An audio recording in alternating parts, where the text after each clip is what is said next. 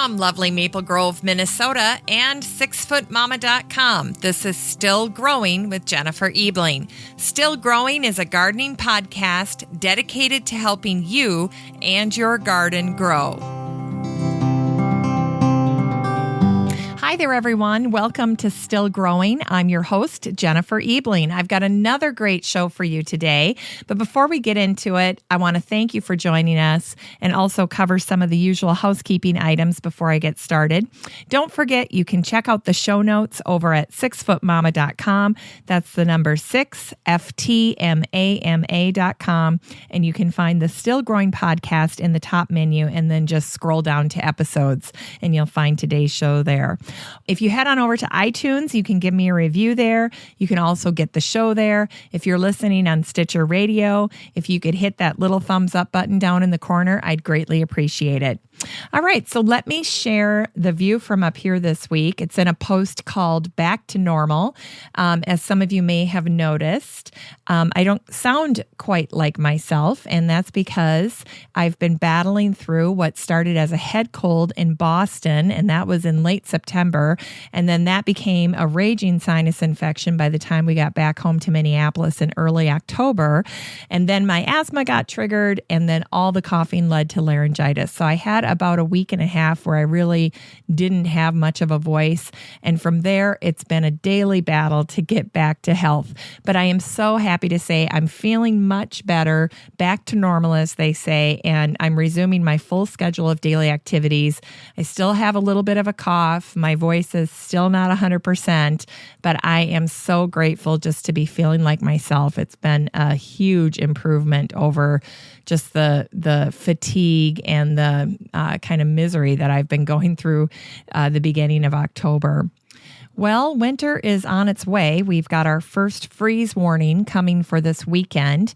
And while I haven't been in the gardens much since getting sick, I did manage to start bringing in the houseplants. I wash them off with sharp sprays of water, and I give them long soaks in soapy, warm water, just kind of getting them acclimated to life in the house.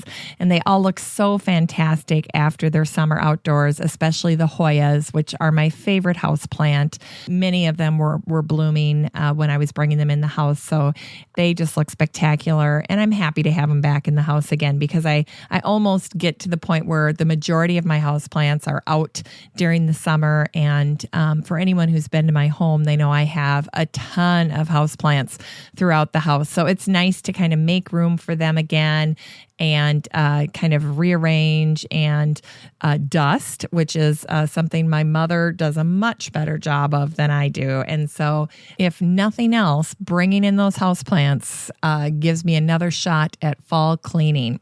The Christmas cactus are loving the abrupt change. In fact, I swear that I can see those things start to set buds the minute you bring them in the house. And I know that they'll be blooming in no time. I recently shared a post on 6 Foot Mama. In fact, I just finished writing it, where I share my nightly checklist, which I have my babysitter team use on school nights. I've had a lot of people ask me how I'm keeping it together with Phil being gone, and I'm very upfront about the fact that I have this fabulous group of senior high girls, Taylor, Hannah, Kendall, and Wendy, that help me on Sunday through Thursday nights, which are the school nights, for 3 hours each of those nights. And they help me with especially the little boys, because while they're working with the little boys, I am working with the older two and making sure that they're meeting their homework demands. And that was one of the things that really struck me as I was anticipating Phil being gone for 2 months, was really how I was going to attend to all the homework demands for 4 kids right at the beginning of the school season. And I knew that would be impossible without help. And so these gals have really helped me to put some great systems in place this year. And as I was thinking about that, especially when I started to get sick in October, I came up with this checklist that has really refined how we work together in the evenings with the kids. So the checklist is on my blog in a post called School Night Checklist. At Everest Lane House, we've got a chalkboard in our kitchen, and we started counting down the days until Phil gets home. It won't be long now. I think we're almost to the week mark, so he'll be home and we'll be celebrating. In the kitchen, we've rediscovered a fall favorite. It's my mom's quick caramel frosting. And for those of you who love caramel and kind of associate that taste with fall, you're going to love this recipe. In fact, if you take any box chocolate cake, it becomes completely irresistible with this frosting. And you can get the recipe at 6 Foot Mama. You can just search quick caramel frosting, or if you go to this post that's called Back to Normal, I have links to it in this post. This week, I also wrote a sweet little post about my son, John, and it's called People Can Change. Check it out if you've ever experienced one of those moments with your kids where they literally grew up right before your eyes. Outside, the fall season is well underway, although some things are further along than others. Indeed, some of our trees have lost their leaves completely, but the locust tree in front of our house is as green as ever, and I always attribute that to the sprinkler system. The monkshood in my front garden, which faces north, has another week before it starts to bloom, and even though I get a little disgusted with the fact that it's the only thing that's blooming at this time of year in my garden, it's still kind of nice to see it out there. I know it's like the last gasp of summer when I see my monkshood blooming, and hopefully I'll get to see that bloom and it won't freeze with the freeze warning that's coming. Finally, one of the best parts of this season for me has been the drive to pick up my kids from school each day. At 3:00, I start my drive down this beautiful part of our city in Maple Grove called Nottingham Parkway that's near my house. And at 3:00, the afternoon sunshine perfectly hits the trees along the parkway, and it is just pure fall beauty. And so that's been a real wonderful part of my day, Monday through Friday each week. Now let me introduce you to the guest for our show this week. I had the chance to meet and chat with Sarah Griffin-Boubacar. Sarah is the retail store manager for Peaceful Valley Farm and Garden Supply in Grass Valley, California. Based in the scenic gold country of the Sierra Nevada foothills, Peaceful Valley is the largest organic gardening supply company in the United States. Sarah is a graduate of Humboldt State University in Northern California, and she also worked on an organic coffee and fruit farm in Hawaii. She loves to be involved in the local agriculture scene in California, and she enjoys helping farmers and gardeners with their questions and problems. Sarah was trained in integrated pest management by the University of California. She teaches popular workshops at Peaceful Valley on canning and preserving, cheese making, and irrigation. And at home, Sarah has an extensive organic garden, and she raises backyard chickens and little boys. She's got a 5-year-old and a little 9-month-old. And I have to say that aside from being so amazingly knowledgeable about a diverse range of topics, she's just a really great gal. And I know that if we lived closer, we'd be hanging out together, and I would be boxing up John's clothes for her little boys. So making friends on the job is just one of those little unexpected perks that you just can't even put a value on. I had just a lovely time chatting with Sarah, and I have to tell you that she had a little surprise in store for me after the show, and I feature that in the outtakes at the very end of the episode. So if you make it all the way through to the end, you'll get to hear the little surprise that Sarah had in store for me. So anyway, I know that you're going to enjoy this episode. If you've ever wondered about cover crops and whether or not that might be something you want to do to feed your garden, as well as planting garlic and shallots, which the time to do that is right now, this will be a great show for you. Let's go ahead and listen to the episode. Well, I'm here on this blustery fall day talking by phone with Sarah Griffin-Boubacar. Welcome to Still Growing, Sarah. Thanks for having me. Yes. Well, tell us about yourself. Well, I work at Peaceful Valley Farm and Garden Supply, and I'm in Northern California in Grass Valley.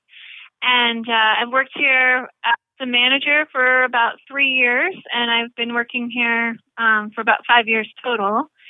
And I really enjoy it. I love talking about gardening all day. That's what I do.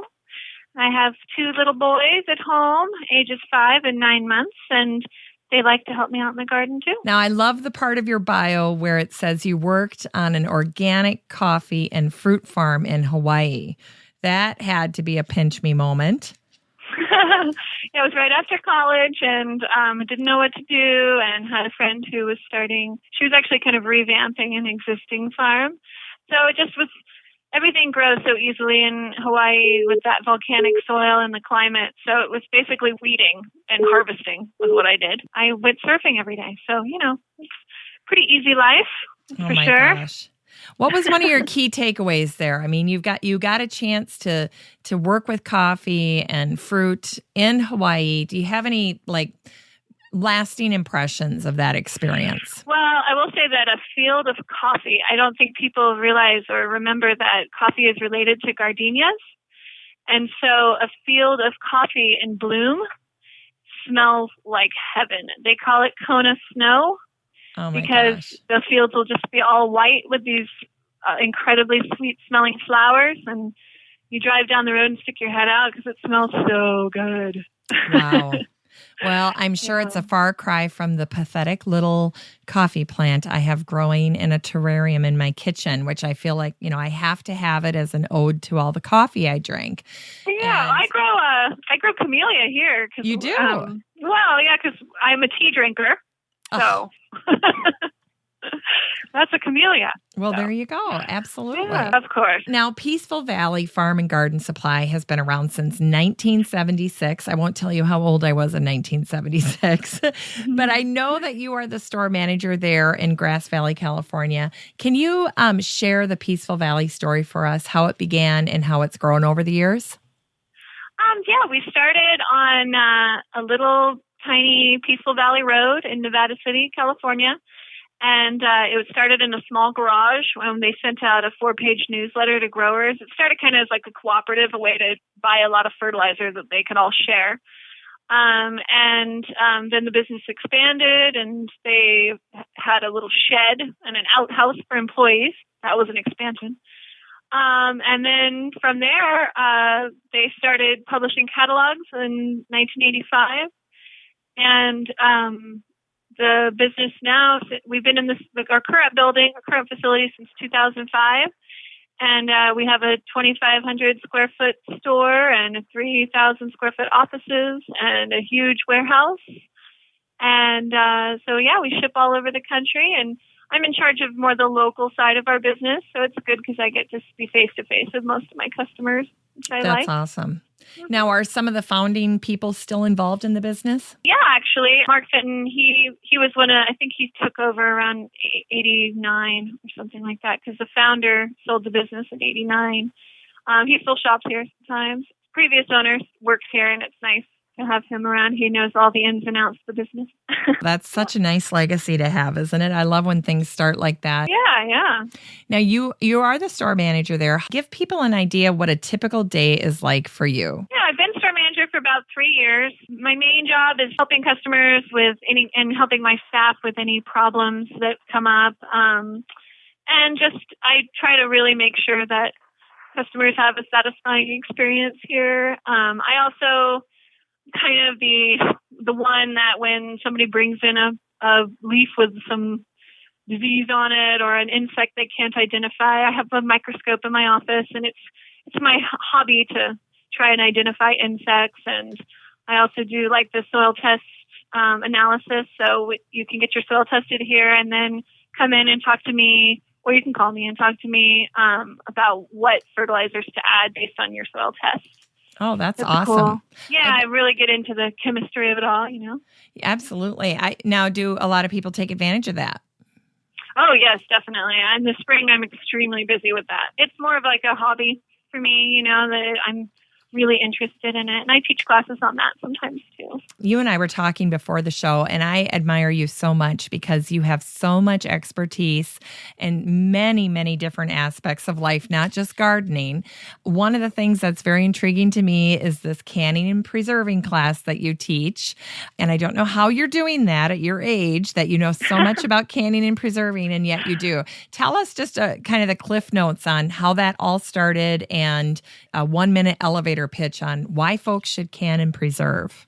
Yeah, I got into canning about 8 years ago. I took a canning class at a farm, and my garden isn't always huge, so sometimes I'll just go to the farmer's market and buy like cases of tomatoes. And one of my favorite things to do is pickle okra. I love pickled okra, and I'll bring home a case of okra and preserve it all that way.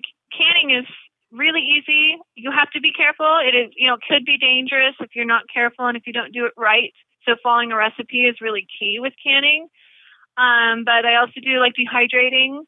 I have a really nice dehydrator I got here at Peaceful Valley, and that's really easy. And you'd be surprised at the things that you can make with that. And then also lactofermentation is another hobby of mine. So like preserving olives and things. Using like a fermentation crock. So I make olives and sauerkraut and things like that, kimchi. And that's really, really fun. And I guess why you should can or why you should preserve your food, it's really best to eat in season. And there's nothing like pulling out a can of peach jam that you canned at the height of the season in the summer, and you pull it out in the middle of winter and tastes like summer, and bring out those frozen green beans out of the freezer, and you have like a nice summer meal that you set aside for, you thought about ahead of time. So, yep. One of the other things that I admire about you is that you, what did you say? You have a sickness for cheese making, that you have been overcome by this passion for making cheese, and that you are now an experienced cheesemaker, right? It's true, yeah. And that Peaceful Valley got me into that because we started carrying cheese-making supplies, and I just started using them. And it is really, really fun. I've been making cheese for about 3 years, and I love it. I have a cheese fridge for aging the cheese. It's like my little cheese cave. And I make all sorts of hard cheeses, and I'm experimenting with all sorts of different additives, like different molds and funguses that you can use to age the cheese. And my most complicated cheese I've ever made would be a Swiss. I'm not quite up to a brie or a gorgonzola yet, but I'm working on it. Wow. What's one of the most surprising things that you've learned about cheese making? It's so easy. I guess Really? That would be, yeah, it's easy, especially if you start out with the soft cheeses, and, you have to be pretty careful about your temperatures and everything, but I've never really failed at a cheese. I've had some cheese turn out better, than others, but overall it's just so easy that you're pretty much guaranteed some form of success at least. Wow. Now, One of the other things you do is you're an irrigation instructor, and I do a little bit of this on the side too, but I'm curious, what does it mean for you when you say that you teach a class on irrigation? Well, people come into here, and we have, here at Peaceful Valley, we have a lot of different systems that we sell, and so it can get really complicated when you think of all the different pieces that go together, and I always liken it to Legos or Tinker Toys or something that, you have to really think about building the system up. And so the irrigation class I've taught a few years now. It's just essentially I go through the whole section in our store of the irrigation, and I just explain how all the systems work, how they work, what requirements they need as far as pressure and all of that, and then how all the pieces fit together. So it's really fun. It's really popular because everybody seems a little bit, befuddled by it. But once you get that drip going, it makes your life so much easier. Oh, it does, doesn't it? It's transformative.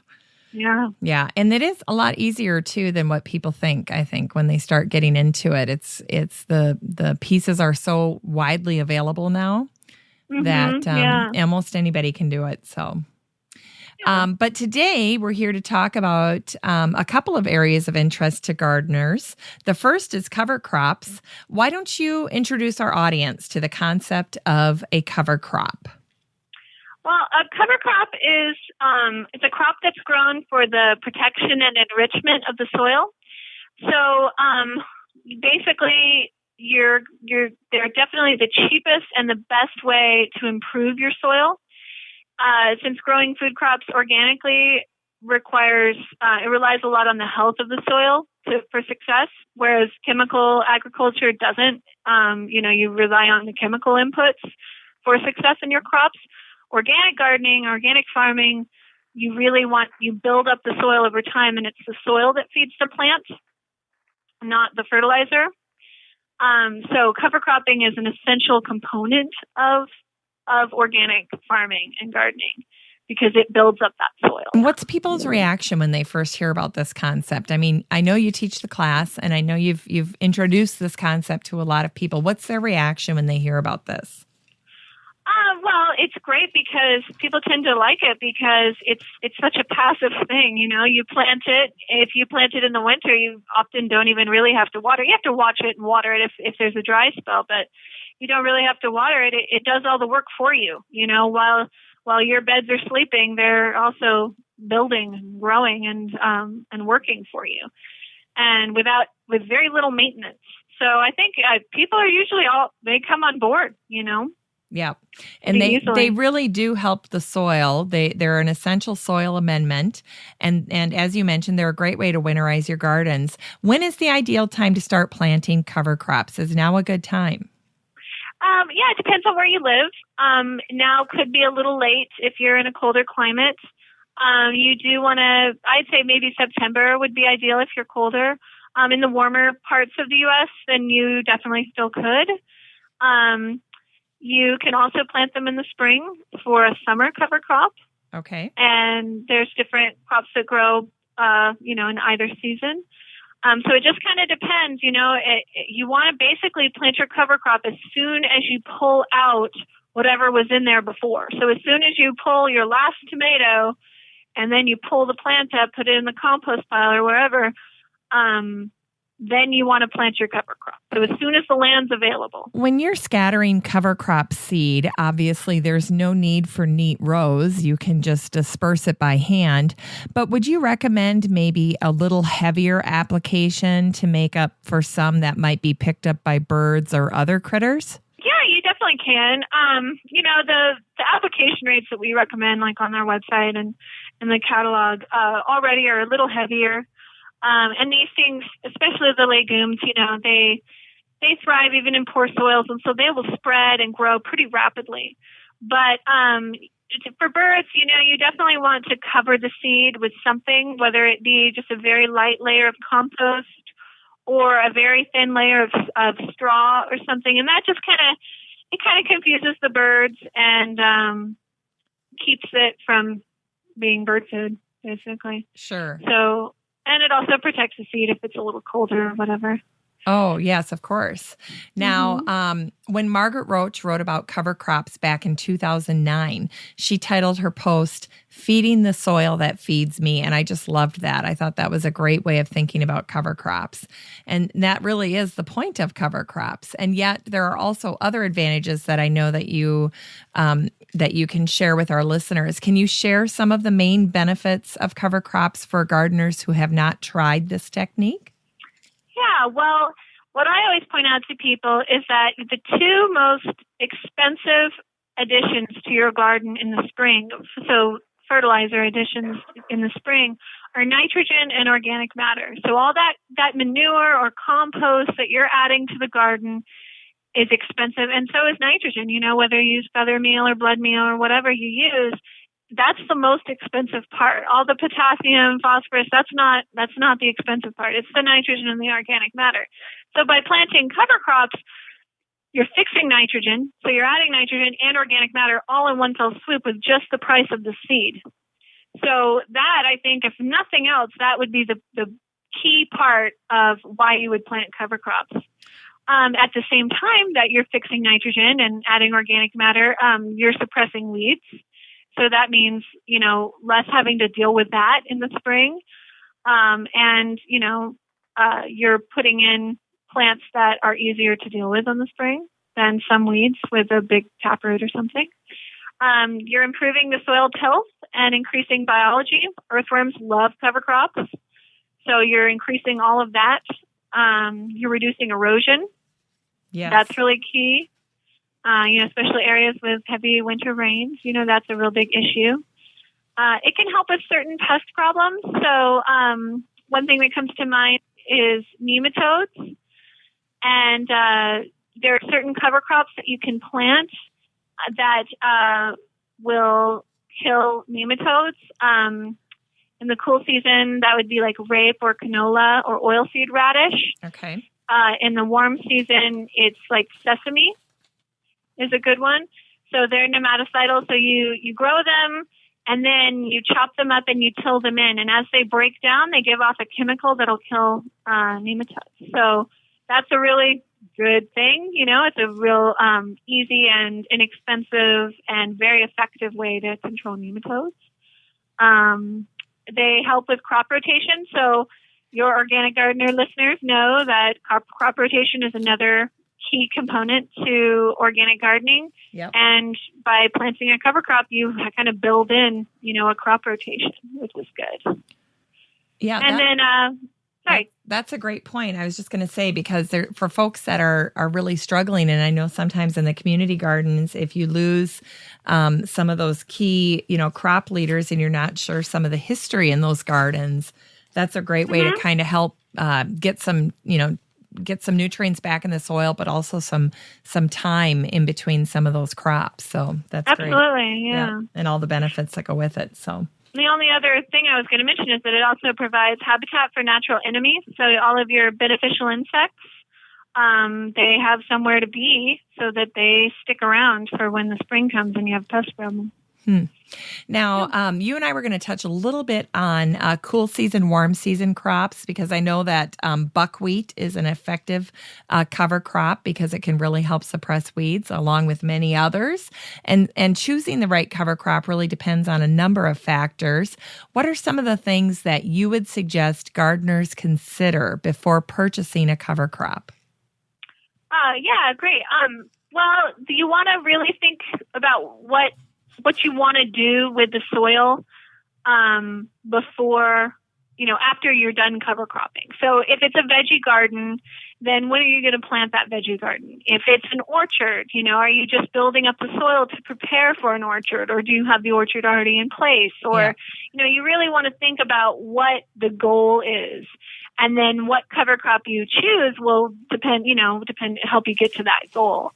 So the cool season, there's cool season and warm season cover crops. So you would use a warm season cover crop, obviously, if you're not going to be using that plot of land in the summer for veggies or fruit or whatever.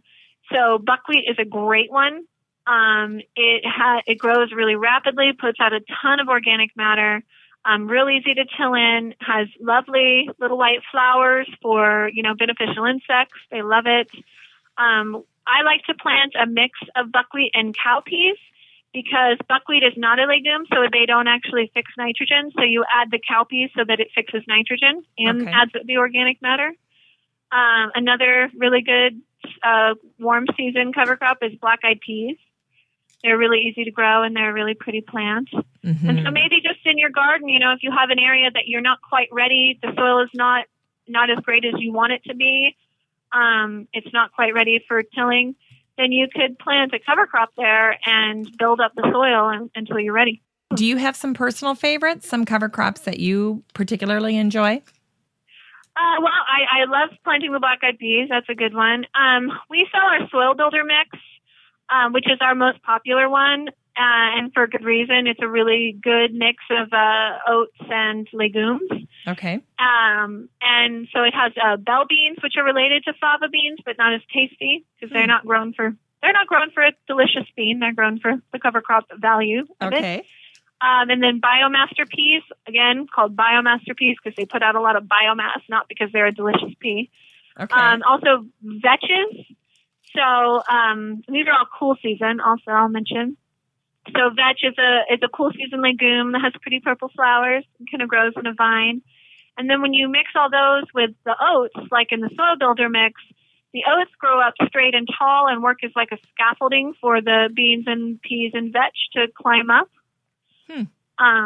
Another favorite, crimson clover. It's a classic. It's an annual clover. It does not need a whole lot of it doesn't need a very fertile soil to grow in. And it grows beautiful red flowers and will really take off. It's very aggressive, so you can really get it established, and it'll improve the soil pretty quickly also. Can anybody make a wrong choice when it comes to selecting cover crops, do you think? That's a good question.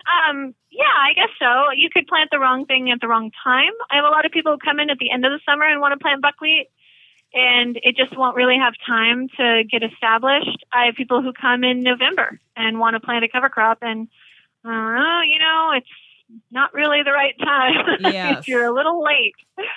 Or maybe they want to, in the late spring, they want to plant one because they didn't in the fall, and you really just need time for it to grow, in order to get the maximum out of it. So timing more than anything is probably the issue that people run into. Yeah, or planting like a perennial cover crop when you're not planning on letting it be perennial, Sure. letting it live year round. Yes.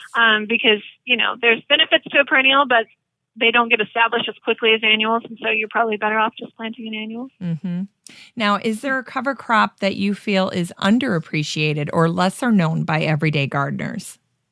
Well, one of my favorites that I saw a lot is fenugreek, actually. It's used a lot in Indian food, I think. And it's a legume, and it has beautiful white flowers with blue markings, and the foliage is aromatic. And it germinates at lower soil temperatures than other winter legumes. So for those people who waited till November, I saw a lot of fenugreek to those people. Huh. And it's also something that nursing mothers use. There you go. Yeah. The seeds are medicinal. Mm-hmm. Yes, they are. I remember that when I had my 4 kids in 5 years. I think I was on fenugreek. I think I was on a 5-year stint of fenugreek, but I didn't know it could be a cover crop. So that's interesting. Yeah. It's really easy to grow. Has low growth, so it makes it easy to turn under in the spring. And it's not a real, it doesn't put out a ton of organic matter. But if like I said, if it's the last minute, you're like, oh crap, I forgot to plant my cover crop. What do I plant? Usually I point to fenugreek. Yeah. Is it attractive? Oh, yeah, I think it's lovely. Mm-hmm. You do? Okay, well, there you go. Yeah, so, like I said, the foliage is aromatic, so as you walk through, it smells good, and it has pretty white flowers with blue streaks on them. All really right. Cool. Okay, we'll take it. Let's talk a little plant fizz. We talk a lot about the term fixing nitrogen when we talk about cover crops, but can you tell us what specifically is happening in the soil when you plant a cover crop? Yeah, well, most of the point of cover crops is to plant legumes in order to fix nitrogen. And what that means is, so legumes grow in a symbiotic relationship with a soil-dwelling rhizobacteria. And the big bacteria is actually what takes the atmospheric nitrogen from the air and puts it into the soil. And the nitrogen then feeds the legumes. And in exchange, the plant provides carbohydrates to the bacteria. And so only legumes do this. Only legume plants do this because they have these special nodes on their roots that harbor these bacteria. So it's pretty amazing. Pretty awesome. Like I said, nitrogen is one of the most expensive nutrients you need to add to your garden, and all plants need it. Yes. And so it's just that fixing nitrogen. That's really key. And the plant holds the nitrogen down in the soil, and it also holds it in its in the plant. And so when you till in the plant into the soil, that's what it's adding the nitrogen back to the soil. It also, different cover crops will, some of the mustards and things that have deeper taproots, they'll actually form this deep taproot that'll go down deeper into the soil and pull nutrients up to the surface of the soil. So that part's really cool too. So while it may not add other nutrients like phosphorus or calcium or things like that, it actually will access the nutrients that are deeper down into the soil. Kind of like a little mining company.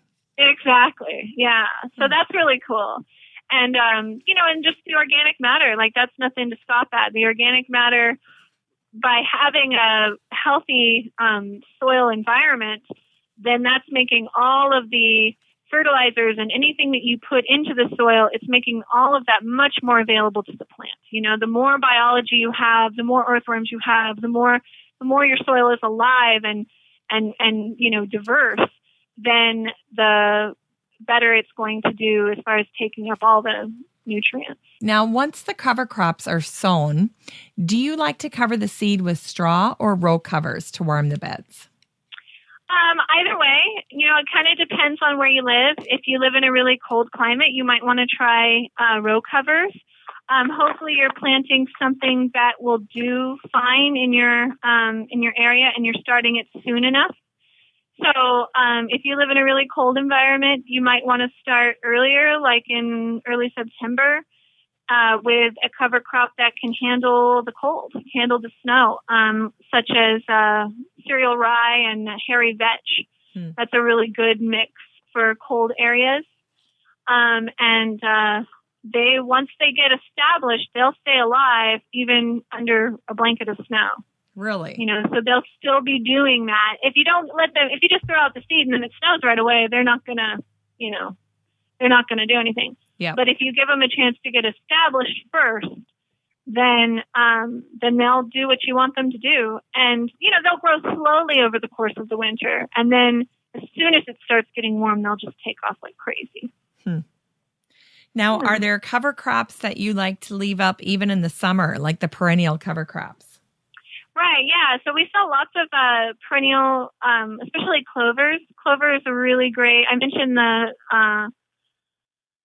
annual clover, the crimson clover, but we also sell one of our best-selling cover crops it's called a low-growing clover mix, and it's a mix of white clover and strawberry clover, and they're both perennial, so you would have to water them in the summer, but one's a cool season clover and one's a warm season clover, so it's kind of nice because it's like in the cool season, the white clover is going to thrive and take off and, you know, really kind of outcrowd the strawberry. But then as soon as it starts to decline because it gets warmer, then the strawberry clover takes over and it thrives in the warm season. And so they kind of work together in that way. They'll both be alive year round because they're perennial. Okay. But the one just likes the warm season better than the cool season and vice versa. So they work really well together. And it's a really great mix to put like in an orchard or a vineyard. You can put it around your trees or around your vines, and it'll just improve the soil and fix nitrogen, and you don't really have to do anything except for water it. Perennial clovers are a little tougher to get established than the annual clovers, so those are way more aggressive. But if you're planning on, you know, leaving it to be like a permanent cover crop, then it's a really great thing. Do you recommend that gardeners have some test areas, maybe some areas that they don't plant cover crops in so they can see the difference, or do you not think that's necessary? Well, it depends. You know, if you have a large area and you're planning on investing a lot of energy and time and money into planting cover crops, then it probably would be a good idea to do a test area first. If you're just going, you know, if you just have a vegetable garden and you've heard about cover crops, you think, oh yeah, that's probably a good idea, you could just try some of the soil builder mix, plant that, inoculate it with some of that soil dwelling bacteria that we talked about, and so you just coat the seed with that. And then put it out in the garden, and it should just do what you want it to do pretty easily. Pretty easy. So let's give listeners some tips for first-time cover crop success. Are there any pointers that you would give for folks who are going to try to give this a shot? If it's too late now, maybe it's something they think about for spring. But in either case, some things that maybe they should keep in mind before they start down this path. Yeah, well, just planning ahead, I guess, you know, might be a little late now, but it probably isn't for a lot of the things that you're going to plant. Like I said, those vetches and peas and all that, they don't mind the cold weather. They'll still sprout. So yeah, just choosing the right cover crop based on what you need. Like I said, inoculating the cover crop is really important, because people a lot of times think that the inoculant helps the legume grow. The legume will grow regardless without the inoculant, but because there is that soil-dwelling rhizobacteria that's in your soil, but they're all very specific to, all the different bacteria are specific to the legume. So what you're doing is you're coating that seed with the bacteria that's specific for that legume. So it's going to grow fine without it, but it's going to fix a lot more nitrogen with it. So I think that's a really big key, because that is the point of planting the cover crop, or at least a big part of the point. And so just once again, so for folks who have not used an inoculant before, go through how that is used and maybe why that works together with the cover crop.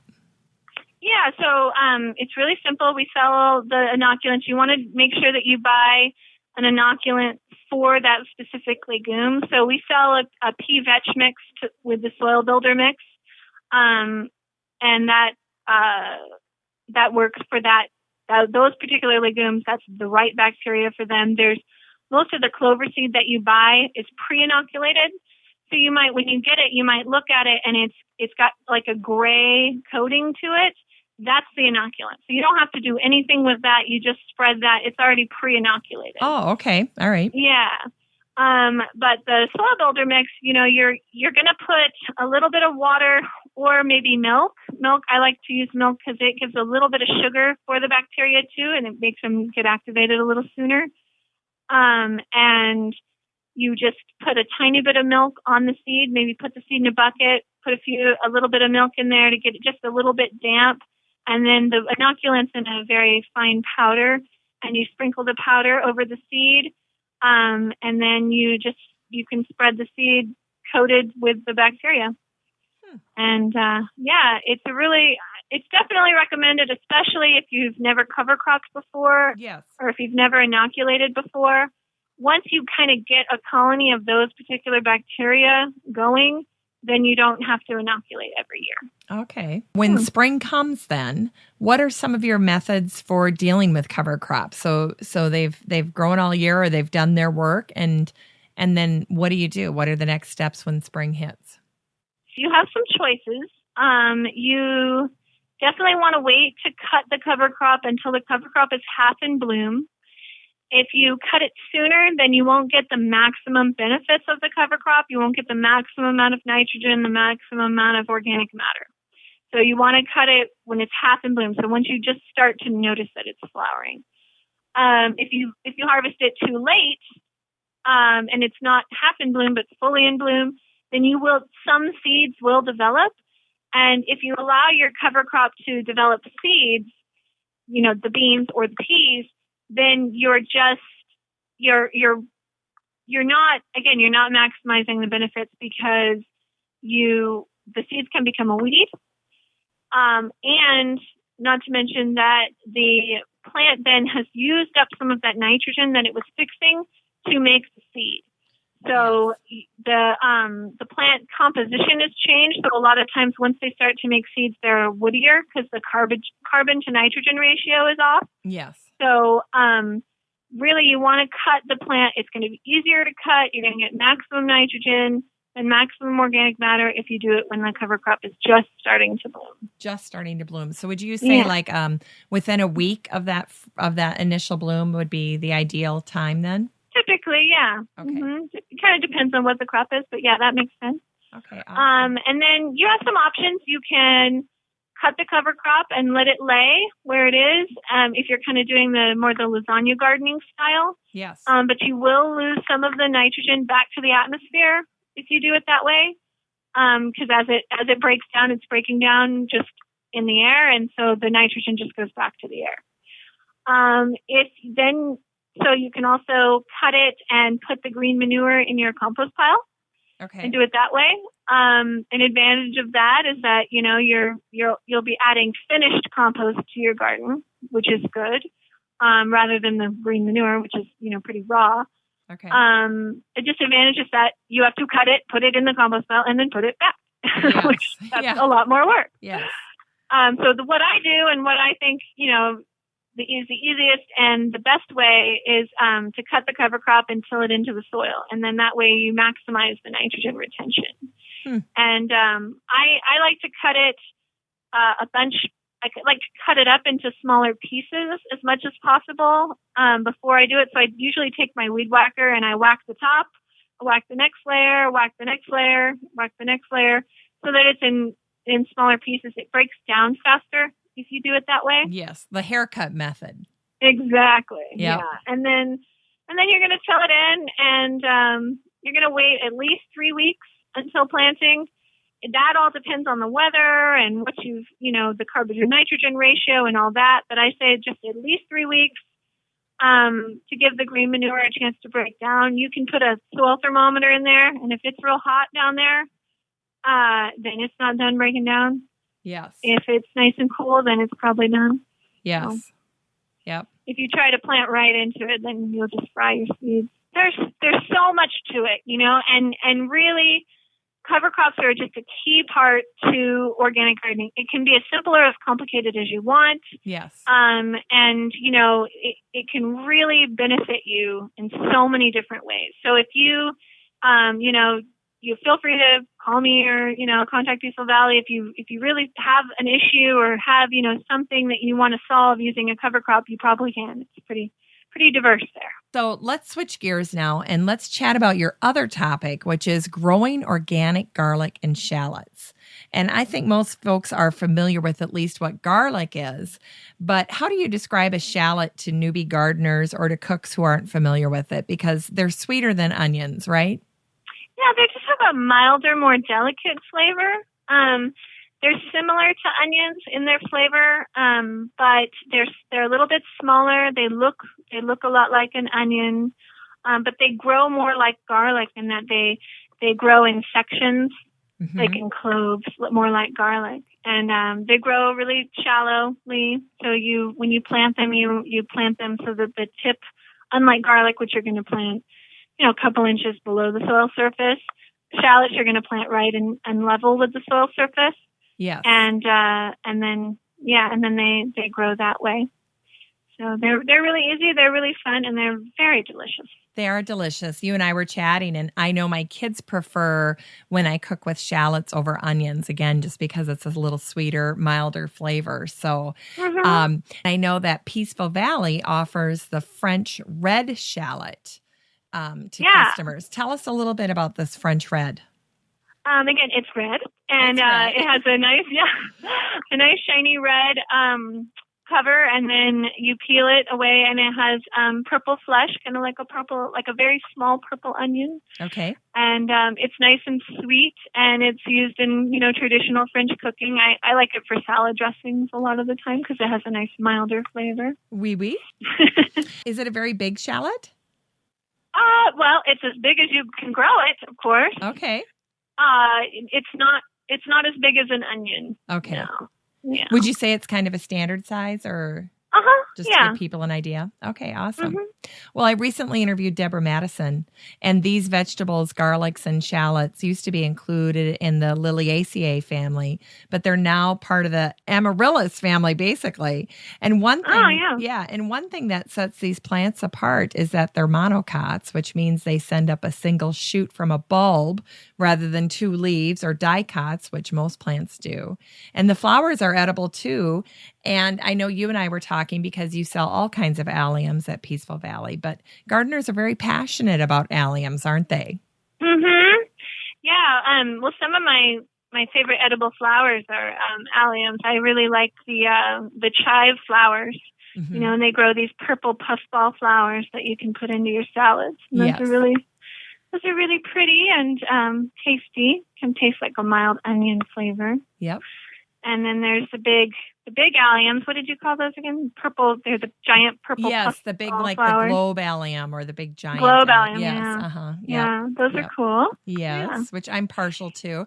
I was at a garden tour one time, and a lady, after they had dried, she had put a kind of a newspaper funnel around the dried globe flower, and then sprayed them bright colors with a spray paint.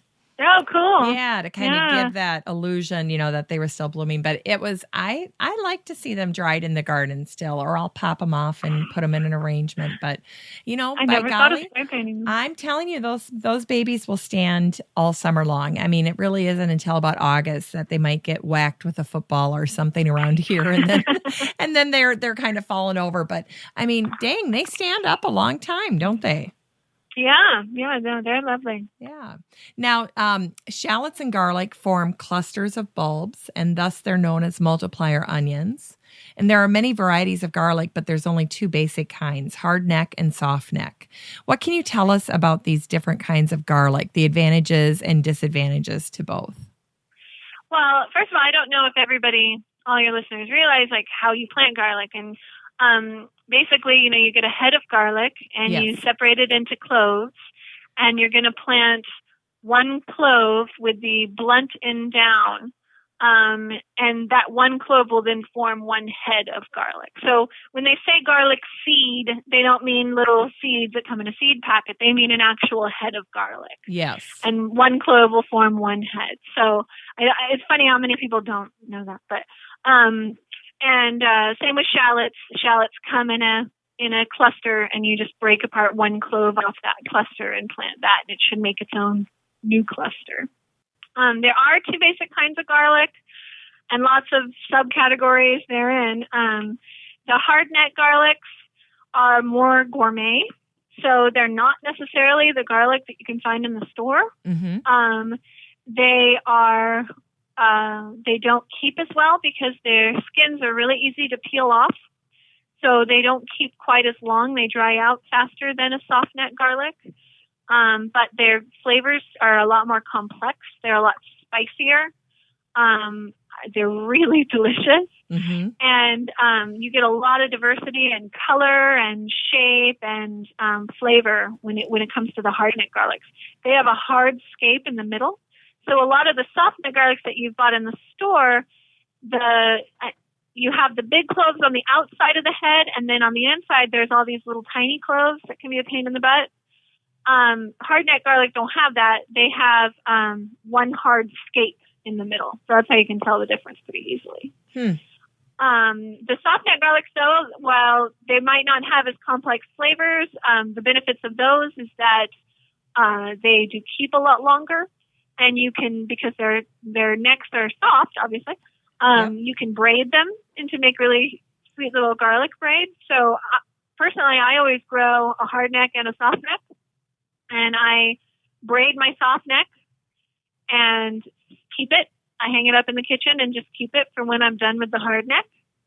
And I eat the hard neck first and, share it with my friends or whatever. And then as soon as I'm out of hard neck, I bust into the soft neck. And so, so it kind of works. It works to keep so you have garlic year round. Yes. Which is an admirable thing to do, right? To have it hand in hand. Yes, absolutely. Now, and really, I have a lot of friends that plant garlic, and they strive to basically buy that initial crop of garlic to plant, and then thereafter just kind of regenerate their own. So is that a reasonable goal for most first time garlic growers? Yeah, and your hard necks, well, I say they won't last a year. You'll be able to save enough. I mean, if you don't eat it all, that's the biggest problem. But you should be able to save enough for seed. It might not be as juicy and delicious as it was at the beginning of the year because it's dried out some, but you can still save it and seed with it and use the same garlic year after year. Yes, and you do basically the same like you would do with other things, right? You just keep it in a cool, dry location, and absolutely. And then when you're ready to start planting, when do you think is the ideal time to start planting these? I mean, are you looking at more of a November than a late October? Here in Northern California, definitely early November, late October. You want to have a good first frost. Okay. Before, maybe not a killing frost, but definitely a frost. Mm-hmm. Because you don't necessarily want your garlic to sprout above ground. Yeah. The reason why you plant it in the fall is that it will get its root structure, because they are root vegetables, so they have a huge root structure. I mean, you would be shocked if you could see underground how big that root system goes. And so you plant them in the fall, not because you want to have a big plant in the fall, but because underground, you can even cover it with a bunch of mulch, especially in cold areas. Underground, it's growing all winter long. Mm-hmm. And then in the spring, it sends up a shoot, and it actually starts growing a plant. Yeah. So that's why you want to, if you planted it earlier in the year, it would start to grow the plant, and then the plant might be susceptible to the cold. And also it might, if you plant it too early, then it could vernalize. So it could try to go to seed too early. Huh. Okay. Yeah. Didn't know that. Well, and it's interesting because living in Minnesota as I do, once the first snow hits, a lot of times, people just assume that there's nothing happening in the garden. And as I always like to show my kids in the spring, up here, what I do is I bury a lot of my succulents because if they're just left out, especially if they're in pots or containers, or I have a succulent wreath, they'll just, the cold will dry them completely out. But if you bury them in mulch, they basically continue to grow. And so by the time spring rolls around and I'm literally digging through the garden trying to find where I buried all these things, I'll pull out like a pot of hen and chicks, and it'll have had all these babies while it was buried underneath. Super cool. Yeah. And so onions, garlic, shallots, all this stuff. There's a lot of things that are happening, just when you think that there's nothing happening, when the garden is completely, dead or buried. And so I love those things. I love that story, to be able to tell the kids that, things are happening. Just because we can't see it doesn't mean it's not happening. So right, yeah. Well, and that's pulling a warm blanket over them. Yes, absolutely. Yeah, that's a great metaphor for that. Now, tell me a little bit more about this root structure. Have you seen that? Do you have a picture of that by any chance?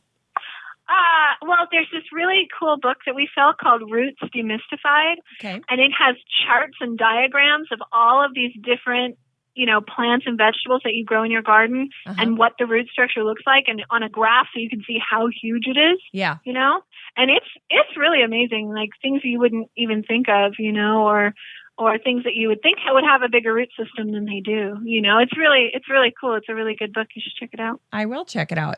All you need is to have a massive storm go through and see some really ginormous trees topple over, and then you really appreciate root structure, because I know up here we had a horrible storm this spring, and a lot of our conifers, didn't make it.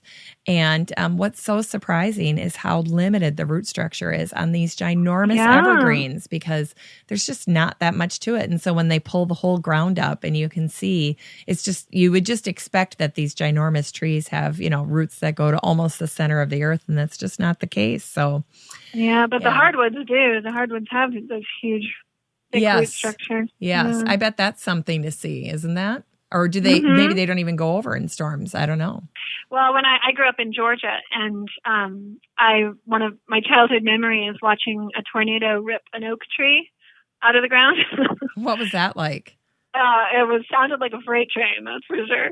Wow. And it was just enormous, the root structure on that, you know? And a lot of the roots had broken, but the bottom looked just like the top, Wow. Yeah. It's like the iceberg on the Titanic, right? We're only seeing like 3% of it, and there's this ginormous structure under there. Well, I'm going to look into that, Roots Demystified, and I'll make sure that I put that in the show notes as well for people. But I love getting little tips like that. Gardeners are always on the lookout for good books like that, so that's great. Yeah, it really gives you a good indication too as to why you shouldn't transplant things like carrots, beets. Because they just have such an enormous root system that there's no way you could start them in a little tiny container. Yes. Huh. Yeah. Now, what are some of your favorite varieties of garlic, or what are some of the varieties that you offer at Peaceful Valley? Well, we have, let's see, I think 17 different varieties. So we have a lot. There's all different kinds. Most of the diversity comes in the hard necks, although we have 3 different kinds of soft necks. Okay. The California early white, the California late white, and then this new variety that called Lahontan white. They're all the soft necks. Okay. And the Lahontan's really, really nice. I definitely would recommend that one for areas that have hot summers and cold winters. How do you spell that? How do you spell that for folks? Lahontan, Lahontan. L-A-H. It was grown in the Lahontan Valley in Nevada. Huh. Okay. And so those are really nice. I'm growing the Lahontan this year for my soft neck. Okay. And I always grow music. It's a porcelain hard neck, very cold hardy variety, very easy to grow, very consistently large bulbs. So some years, maybe I don't get as much water to my garlic or something, and the heads will be smaller than ideal, Okay. But when you grow a hard neck, the beauty of that is the cloves are so big on those that even if you have a small head, the cloves are normal size. Really? Yeah, because the cloves are just so enormous. I mean, on a head of music, you'll get maybe 6 cloves on one head. Wow.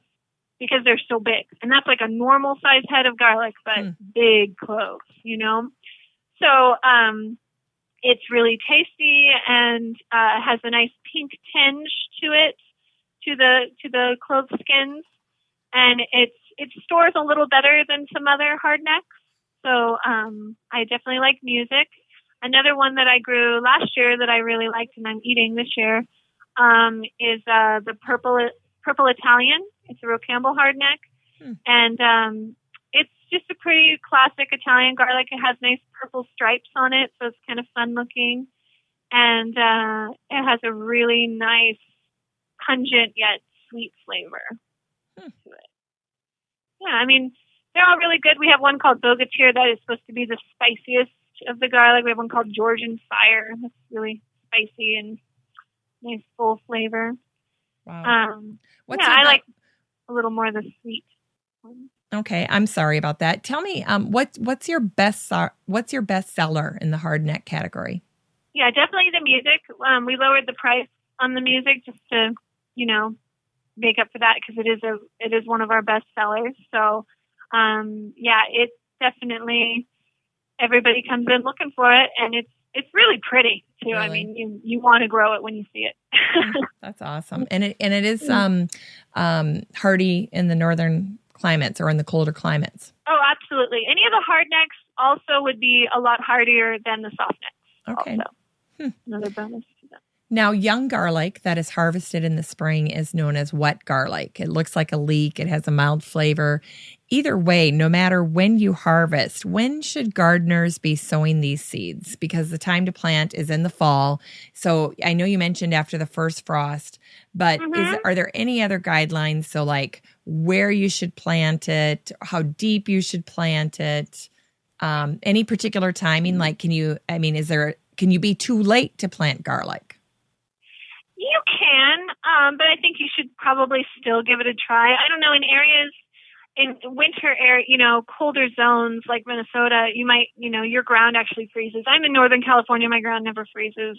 But it does up in the mountains, but not where I live. And so I could plant it, pretty much, I would give it a try any other time. But like I said, you do want to give the garlic enough time to get that root structure going before spring comes. So, you might be too late in February or something, but maybe December, if your ground is not frozen, then you could get it in there and then just mulch really heavily. Okay. Yeah. So really the main takeaway is get it done before the first freeze. Or just after. After.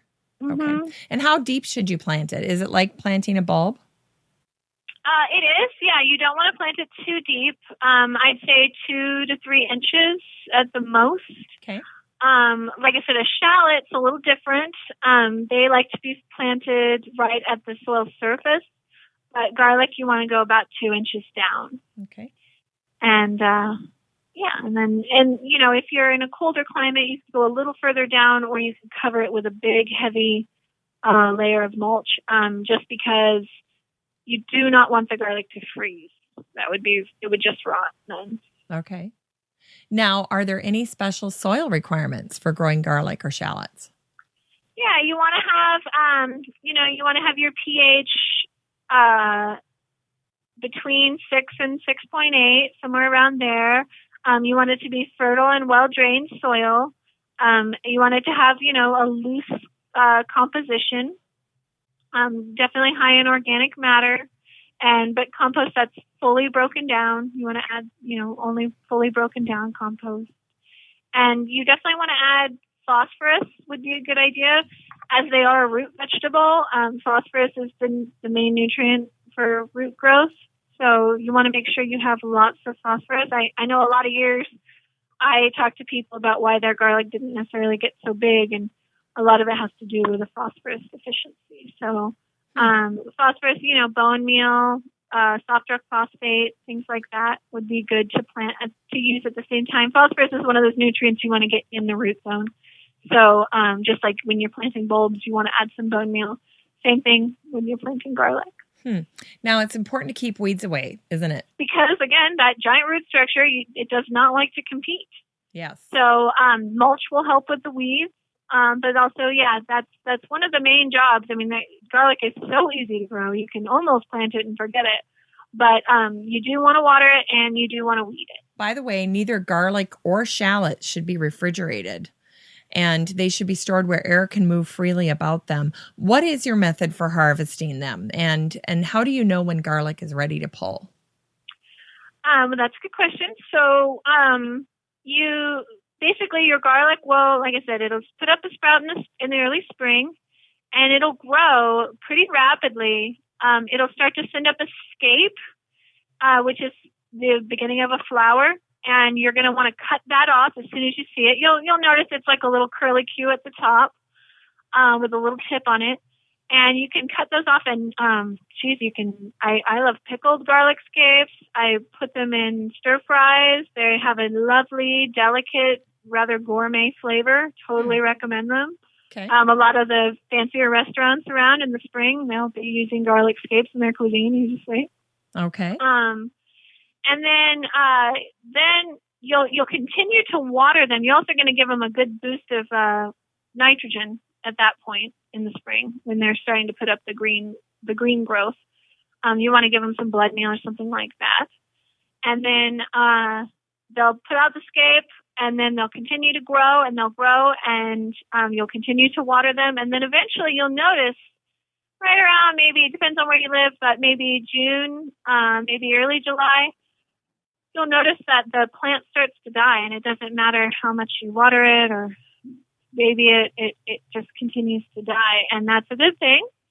As soon as the top of the plant starts to die back, you can pull one or two and check them and see how big they are, see how big the heads are. And if they look like a good size, then you can pull them. And with the soft necks, you can braid them. With the hard necks, you just want to hang them. So you want to hang them on an area where they get lots of ventilation to dry out. And you'll notice that they're dry because the skins will be nice and dry. Okay. And that's curing them. You want to cure them. You want it to be dark and not too hot, but not cold. Okay. And same thing for storing the garlic, right? Just kind of keep it in a ventilated, dry. Definitely. Yeah. Yeah. You want to keep them, somewhat separated from the other vegetables like potatoes and things. Okay. Okay. Well, Sarah, we have had a full day of talking about our cover crops and garlic and shallots. Are there any other things that you want to promote or mention to our listeners before we say goodbye? Yeah, well, the other thing that you want to start thinking about in the winter is you definitely want to start thinking about your orchard and planting those bare root fruit trees. So winter is definitely the best time to plant a fruit tree. Yes. Because they're dormant, and so they handle the transplanting much better than any other time of year. And they're also really inexpensive. We sell them there. We sell lots of different kinds, all different varieties, whether it's a mulberry or a kiwi or a peach. We sell all different kinds of apples and peaches and pears and nectarines and things. And you can check out our catalog at groworganic.com. We have a special if you buy 10 favorite fruit trees. They're about $20 each, and we do free shipping if you buy 10, and we have really competitive shipping rates if you buy less too. So you can get 10 fruit trees delivered to your door for $199, which is a really good deal. And have a Merry Christmas, right? Yeah, exactly. They're a great present. I have a lot of people every year that always want to pick out fruit trees for other people because they're Christmas presents. Yeah, they are a nice gift. My brother got my folks one a couple years ago. They got an apple tree, and it's really is the gift that keeps on giving. It's really great. Yeah. We sell all sorts of other perennial vegetables too, like asparagus and artichokes and rhubarb and things like that are really good, especially if you have like a permaculture garden. That's a great tip too. And I love, you mentioned earlier when you and I were chatting that you have $9.99 flat rate shipping, which is a great deal too for folks. Yeah, and that's all across the U.S. I know. So that's amazing. Really that's really nice. That's a great thing. So yeah, it's everything under 40 pounds. So under 40 pounds. So just order up to 40. And if you need to, place another order, right? Yeah, there you go. Break it up a little bit. Well, that's great. Well, Sarah, I can't thank you enough for being on the show. It's been so fun chatting with you about these end of season gardening activities that we can still get in. There's plenty of time to get these things done. Yeah, good. Well, thanks for having me. I really enjoyed it. All right. Thank you so much, Sarah. All right. That was it. That was it. Cool. I'll let you go. Thank you. Thank you. You were very generous with your time and info. Thank you. I'll talk to you later. All right. Say hi to Charlotte for me. Okay, I will. Okay. Bye-bye. Well, that's it for our show today on cover crops, garlic, and shallots. I want to thank Sarah Griffin-Boubacar of Peaceful Valley Farm and Garden Supply for being my guest today. I also want to let you know that Peaceful Valley is donating a pound of the French red shallots and also the music garlic to some lucky listeners. So head on over to the show notes for this episode. You can find it at 6footmama.com. That's the number 6, FTMAMA.com, and you can find this episode in the top menu under Still Growing Podcast, and just put your name in the comment section, and then hopefully you'll be one of our lucky winners. Just a reminder, you can find this podcast on iTunes as well as Stitcher and the BlackBerry Podcast. You can also subscribe directly to the blog posts to get them via email. I'm going to have all the information from the show today at 6footmama.com, and you can always find me at 6footmama.com or on facebook.com/Still Growing with 6footmama. You can also email me directly at Jennifer@6footmama.com. Feel free to send in your questions for the Master Gardener Roundtable, which airs every other month on Still Growing. Your question will be answered either via email or during the podcast.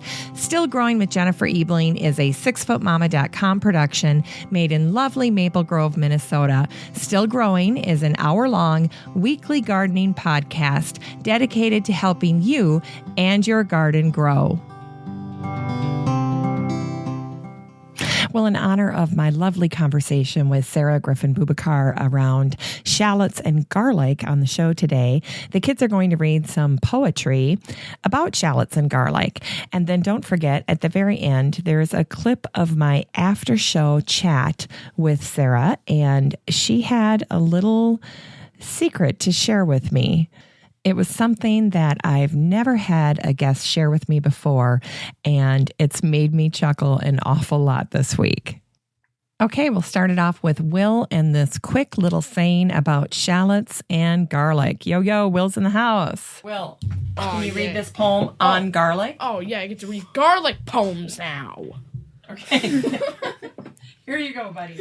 Shallots are for babies, onions are for men, garlic is for heroes. By unknown. Okay, now Will and Emma are going to read this little poem that we found online by Stephen West, and it's called Kissing and Garlic Do Not Mix, a Poem. Kiss me, you fool.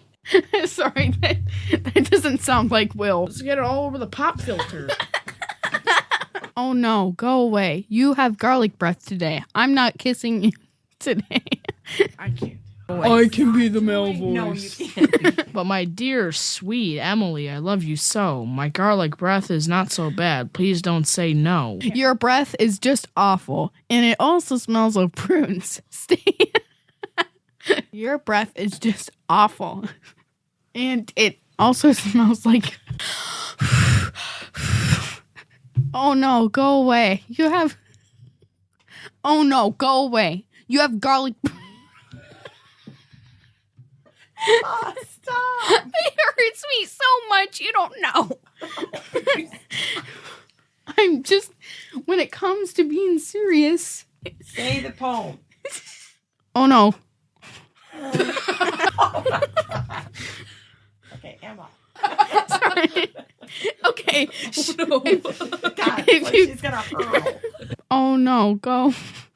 Emma! Oh, I know, I'm sorry. Come on. I can do it. Stop laughing. Okay, Will. Say the poem. Okay. Kiss me, you fool. Oh no, go away. You have garlic breath. I'm not kissing you today. But my dear, sweet Emily, I love you so. My garlic breath is not so bad. Please don't say no. Your breath is just awful, and stop laughing. And it also smells of prunes. Stay away from me, Craig. Go to another room. But Emily, my love, how can you deny giving me a kiss to your lovable sweet guy? I can, and I will. Rinse your mouth out with soap. You'd better clean your breath, or for you, there's no hope. Craig left the room feeling sad and alone, so he started eating garlic bread.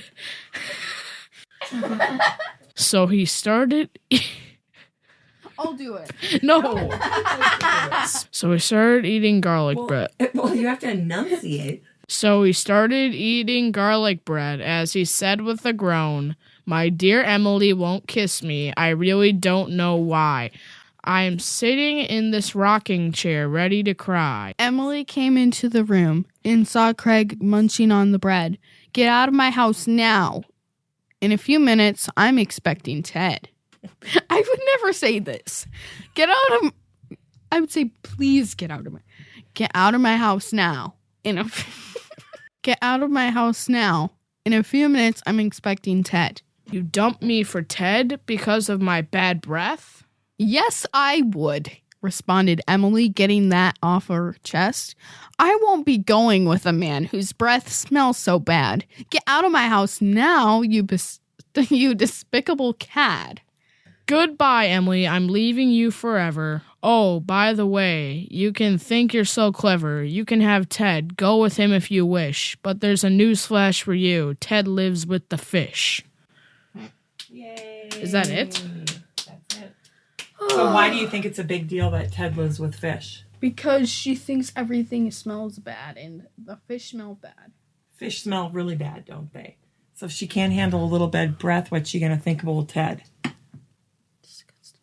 This is a poem called The Garlic and the Rose, and we found it on a website called goodnessofgarlic.com. Of a valiant garlic, a tale I now recite, of bravery and sacrifice, of knowing wrong from right.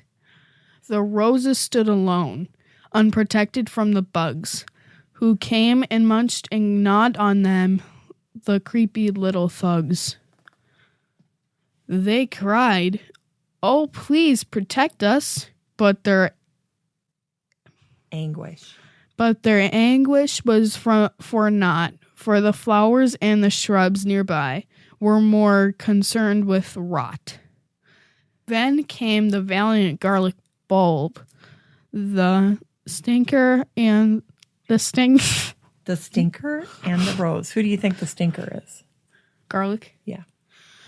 The stinker and the rose that grew around the roses, and the pests in terror froze. "You stay away," the garlic said. "The rose, she is my friend. I'll nourish and protect her until the bitter end."